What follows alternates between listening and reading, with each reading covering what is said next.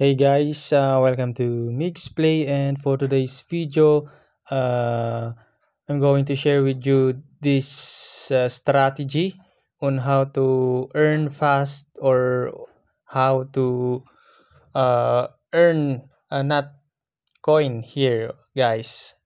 So tuturo natin kung paano nga ba maka-ipon ng mas mabilis dito. So bago yan, papakita ko muna kung ilan yung reward ng kada isang paint ko dito ng pixel. So as you can see, 3.5 yung reward natin kada paint natin, kada isang paint.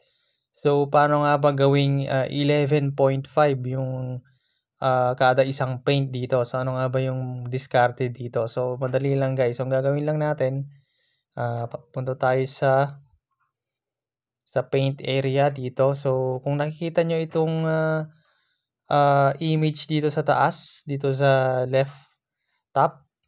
Okay, pakita natin. Wait lang.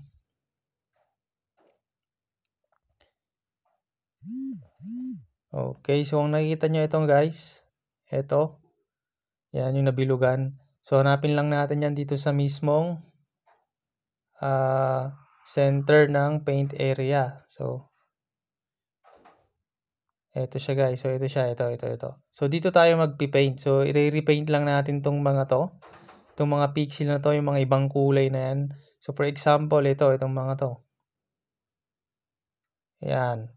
Yung mga yan. So gagawin natin, nire-repaint natin yan. Kung ano yung kulay niyan, for example, ito blue, sky blue, or blue. So yan yung ipipaint natin. So close lang natin yan, and then try natin. Select mo yan, kunwari itong puti na yan, then re-repaint natin. So as you can see, may lumitaw. Ang nakuha natin is 11.5. So ulit-ulitin lang natin yan, re-repaint lang natin yung mga yan. Yan. So nakakuha tayo ng 11.5 kada repaint natin. So pakita ko lang guys kung sa labas ka nag-repaint. Kung wala dyan sa mismong image na yan, so makukuha lang natin is 3.5. So like for example, dito tayo sa labas. Pag nag-paint tayo, yan nakikita nyo 3.5 lang. So kung dito tayo sa loob ng paint na to, dito,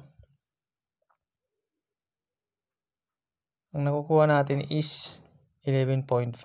So yun lang yung diskarte dito para mas mapabilis yung pag-iipon natin ng nut coin. Or not, tawag dito, not pixel coin. Yan. So that's all for today. Thank you. Peace out.